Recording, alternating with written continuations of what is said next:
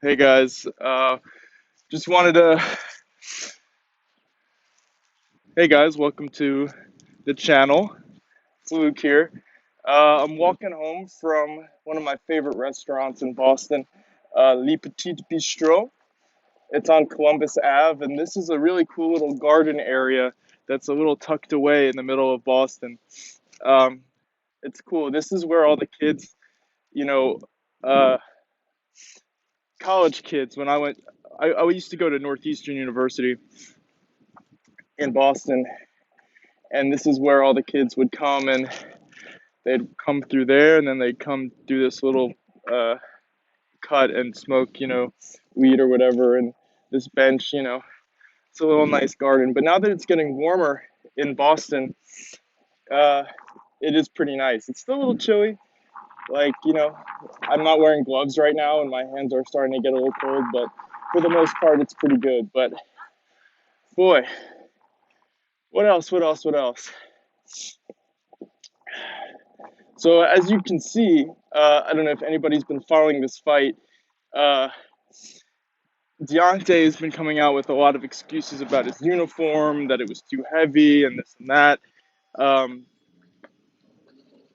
what can I say, man? It's like I kind of totally understand exactly what he's going through, and a lot of people are coming out and kind of picking on him, saying like, "Hey, that's so stupid. How could you come out and say something that dumb after you lose a fight?" Like, yeah, of course it's stupid, but like, here's a guy who's undefeated in over 40 fights, which is impressive enough as it is, not to mention that he had like 28 or 30 knockouts out of those 40. And, for him to actually lose his first fight and not just lose, it wasn't just like it went to decision and, oh, he lost. I mean, he got beat. You know what I mean? Like, it was clear that Fury was a better fighter. So for him, his ego is really devastated right now, and that's the problem with being a fighter like Deontay.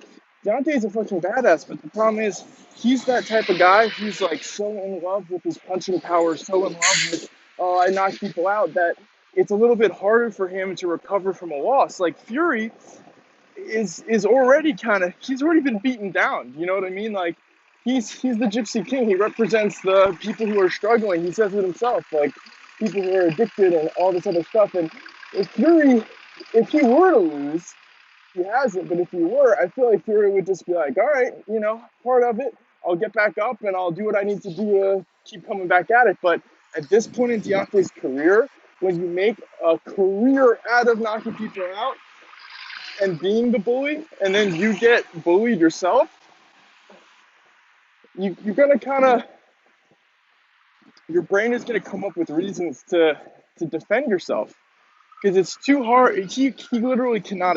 I mean, like he doesn't have the choice. I shouldn't say he can't. Like he doesn't have the choice to accept that he got his ass fucking beat in that ring, because if he does accept that, it will heavily impact his boxing ability and his mental fortitude going into the next fight. So obviously after the fight was over, he was respectful. I mean, Deontay's a fucking really respectful guy, and he's basically like, yeah, like the best man won tonight, which I thought was a really good gesture on him.